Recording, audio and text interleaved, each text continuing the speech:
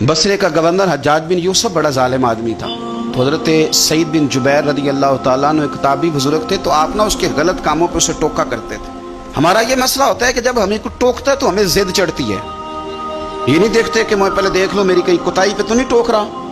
वो जालिम था, आप उसे टोकते थे। तो जब रोक टोक होने लगी तो ये जो बादशाह किस्म के लोग होते हैं, इनकी ख्वाहिश होती है कि हमें पूछने वाला कोई ना हो। रोक टोक बड़ी तो उसने बुला लिया हजरत सईद बिन जुबैर रदी अल्लाह तआला अन्हु को, बुला के कहने लगा मैं आपको कत्ल करूंगा। तो आप फरमाने लगे जिस तरह तू मुझे कत्ल करेगा ना, मेरा रब भी तुझे उसी तरह ही कत्ल करेगा। अल्लाह वाले थोड़ा किसी से डरते हैं, वो उसी तरह तुझे कत्ल करेगा। कहने लगा हजरत सईद बिन जुबैर रदी अल्लाह तआला अन्हु से कि अगर आप मुझसे माफ़ी मांग लेंगे तो मैं आपको छोड़ दूंगा। तो आप फरमाने लगे माफ़ी तो मैं रोज़ मांगता हूँ, पर सिर्फ अपने रब से। तुझसे काहे की माफ़ी मांगूँ, किस बात की तुझसे माफ़ी मांगूँ। कहने लगा फिर आप बाज जल्लाद से कहने लगा इसे कत्ल करो।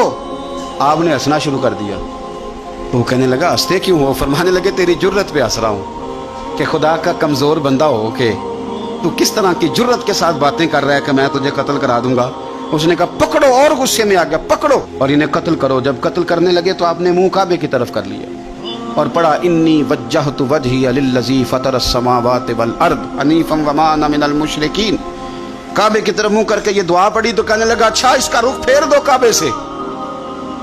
तो आपका जब रुख फेरा तो आप फरमाने लगे तो बड़ा ही बेवकूफ़ है, फ़इन्नमा तुवल्लू फसम्मा वजहुल्लाह। तुम्हें पता नहीं मुंह जिधर भी करे अल्लाह उधर ही होता है।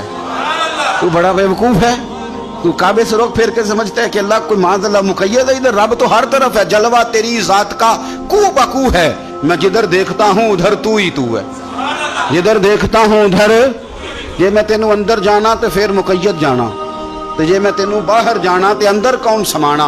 अंदर भी तू है ते बाहर भी तू है ते बुल्ला कौन नुमाना। फरमाया कि भाई हर तरफ ही अल्लाह है। अब उसने पता क्या किया, आपको जब कत्ल करवा रहा था ना तो हज़रत सईद बिन जुबैर ने हाथ उठाया कि अल्लाह मेरे बाद इसे किसी और को कत्ल करने का मौका ना देना। मैं इतनी बात किसी और पर इसे मुसल्लत ना करना।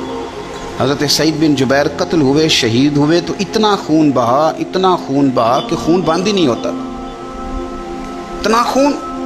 वो कहने लगा वजीरों से, मुशीरों से, तबीबों से कि इतना खून। तो वो कहने लगे बादशाह ये खून बताता है कि ये बंदा तुझसे डर के नहीं मरा, वरना तो तलवार बंदे के करीब आती है तो खून खुश्क होता जाता है, वरना तो हुक्म होता है सजाए मौत का तो लोगों के कपड़े ढीले हो जाते हैं, जिस्म कमज़ोर हो जाता है। ये बंदा नडर था इसलिए इतना इसका खून निकला है कि इसे कोई डर नहीं था।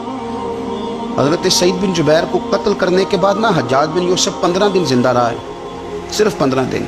कैंसर हो गया पेट में, इतनी तकलीफ हुई कि जिस बीमारी को आज आप कैंसर कहते हैं कि किसी की समझ में नहीं आता था। तबीब गोश्त की बोटी डालता था धागे के साथ पेट में, तो बाहर आती थी तो वो गल सड़ के बाहर निकलती, उसके अपने भी उसके कमरे में नहीं जाते थे।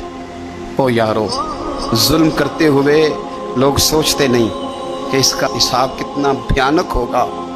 रात को चीख मार के उठता, घर वाले कहते तुझे क्या हुआ। 15 दिन जिंदा रहा, एक रात सो नहीं सका। वो कहता था जब भी मैं सोता हूँ तो सईद बिन जुबैर मेरी ख्वाब में आते हैं और मेरी टांग पकड़ के घसीटते हैं तो मेरी आंखें खुल जाती हैं। ये जो बद्दुआएं हैं ये तुम्हारे बिस्तर तक तुम्हारा पीछा करती, ये नींदों में सुराख कर देती। लोग कहते हैं पता नहीं क्या बात है सोया नहीं जाता, तो मैं कहता हूँ पता कर लो, शायद को बात निकल ही आए। पता कर लो, देख लो, गौर कर लो, तवज्जो कर लो, शायद को बात निकल आए। अगर निकल आए ना तो फिर तौबा कर लो, और अगर निकल आए तो फिर माफ़ी मांग लो, अगर निकल आए तो फिर अल्लाह से डर जाओ, अगर निकल आए तो फिर एहतियात कर जाओ। लेकिन बातें निकलने पर भी हम मानने को तैयार है।